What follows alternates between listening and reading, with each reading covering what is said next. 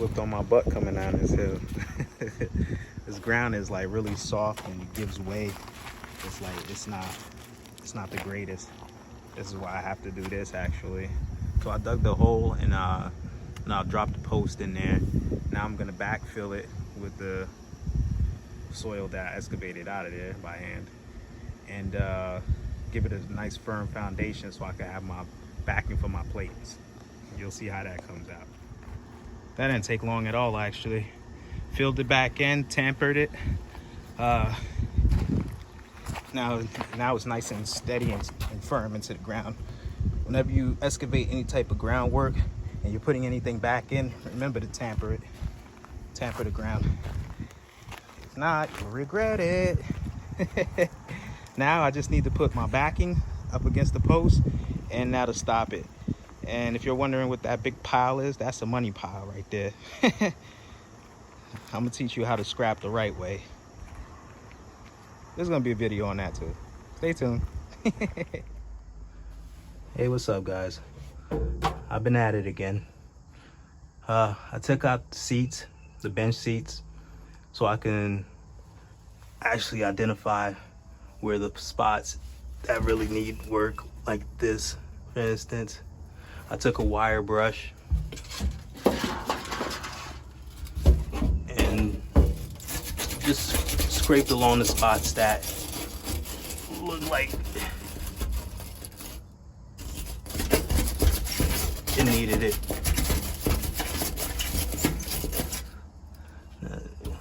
Once these pockets reveal themselves, you'll see where the holes are and what you need to patch it.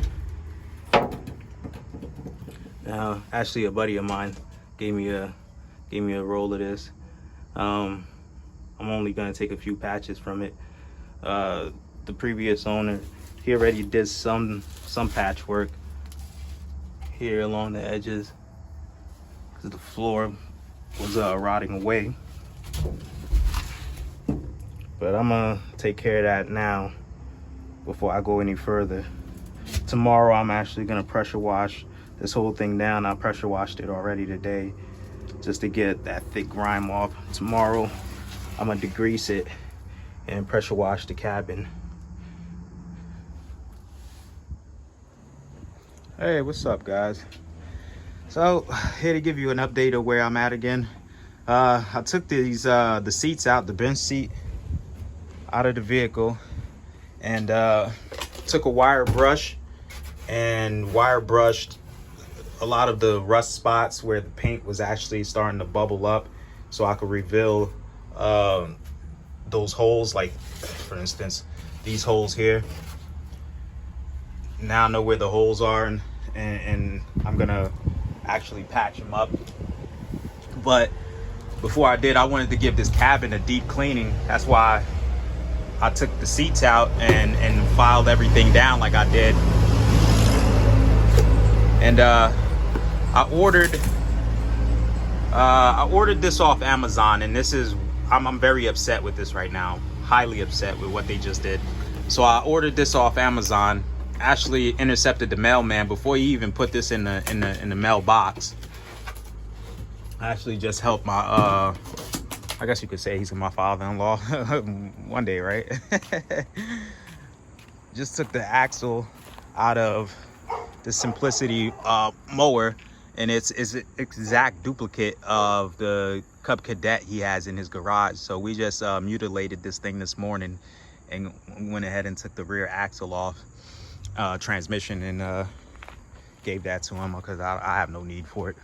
I was gonna scrap that anyway. Well, I'm still gonna scrap the majority of it. So back to this.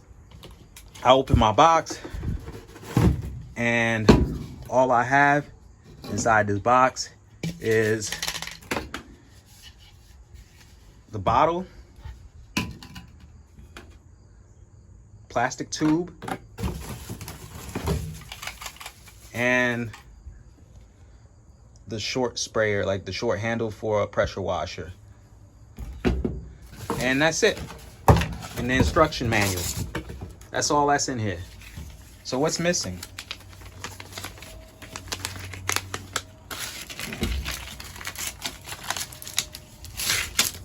This is all that came. So what's missing? The actual foam applicator. No foam applicator. So where's my foam applicator, Amazon? You know, I'm gonna have to give you a 1 star on this. That was bullshit. That's seriously BS. I just ordered this thing for over 20 bucks. And the most important part, they don't even send it. So this is pretty much junk. I'm gonna keep the handle because I could actually use that. But you know, if I wanted to buy a handle alone, I could have bought one for less than 20 fucking bucks. No, I'm pretty upset about this. So that puts my plans, that holds my plans up. Something as simple as this kind of holds your plans up a little bit. Not as much because I'm actually gonna just spray the degreaser by hand now. And I guess I'm gonna have to order another foam applicator because it's not gonna be worth my time or effort to send this back just for a little piece, you know. So I'm gonna give this a YouTube 1 star. Bad job, Amazon. You should be ashamed for selling something like this. You know, there should be a little bit more strict about checking the packages before you send them out, because I've been purchasing things on Amazon for, man, I don't know, I don't know how many years, how much money they've made off of me, thousands and thousands of dollars, you know. And this is the first time I've really been upset with something they've sent me. So like, poor quality control on this, Amazon. Like, you need to, if you're going to be selling things like this, you know, you should be taking the time to make sure things are right. You know, I shouldn't be getting a package, anticipating the package, and now I don't have what I paid for, you know. So, well, what can I say, right? But give this thing a 1 star and move forward from here. Buyer beware. Now this is the fun part. Guess you could say it's fun. He's gonna blow all of this debris out.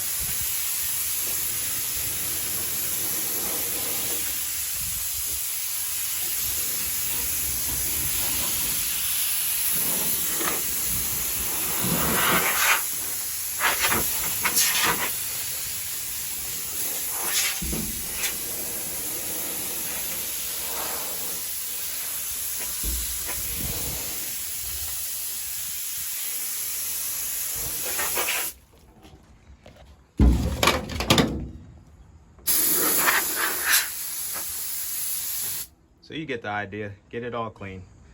My next step is that I covered up the console. I'm not too worried about the exposed wires on this, because this is coming off. I actually dismounted that. That was the old switch system, which is like, none of them actually even work. So I don't know what anything is connected to. I didn't wire it. So I'm gonna take it apart eventually and redo it myself.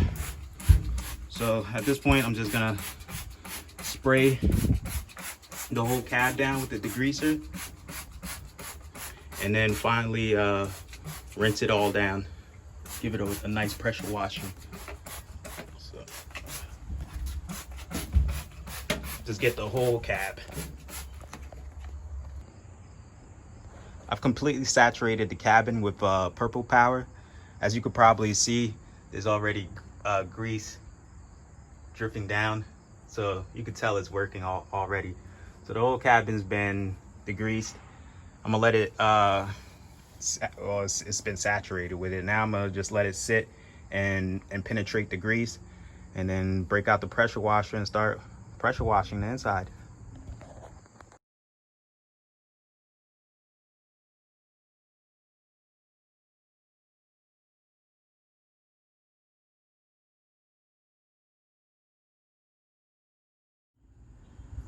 All right, well, here's the blood and guts aftermath. It looks pretty clean in here. Fairly decent, you know, overall. I mean, you can't expect something from a 73 to look completely spotless, but it's probably the most care this truck has ever had, or had in a long time. Look at that transmission housing. Look how shiny that is, huh? Came out pretty good. That degreaser worked like real well along with the pressure washer. You know, in smaller vehicles, I'd be a little bit more adverse to spraying it down on the inside, but this, like, I mean, look how big this thing is. Not to mention, like, it's mostly just like open space and steel in here. There's nothing fabric. nothing's gonna get soaked and have that mildew smell.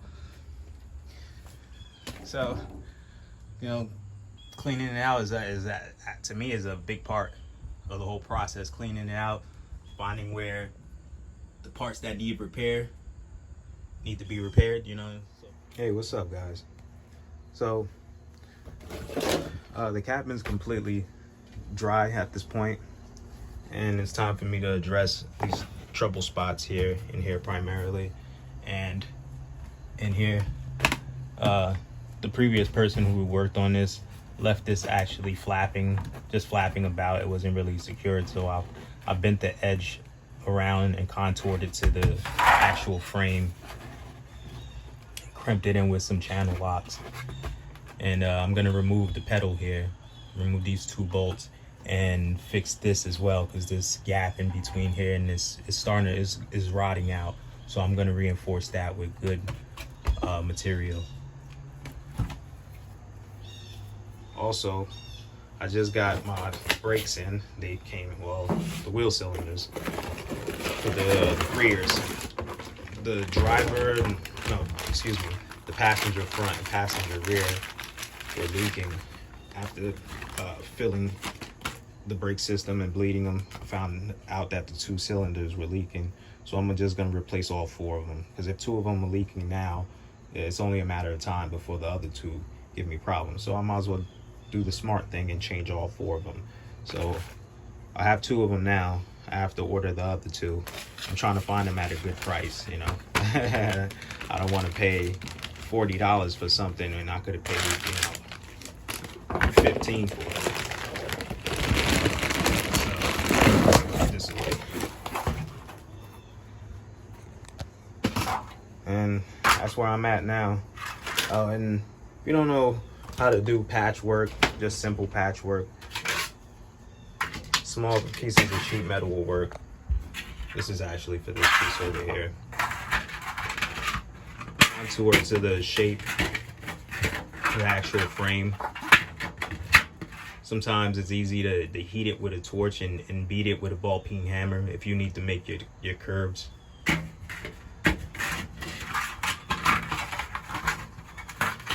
But the simple process is to drill the holes where you want to hold it in place, tack it in place. So usually it's best to always tack your work in place first, but drill your holes where you want them and use pop rivets. In this case, I'm using 1/8 shorts,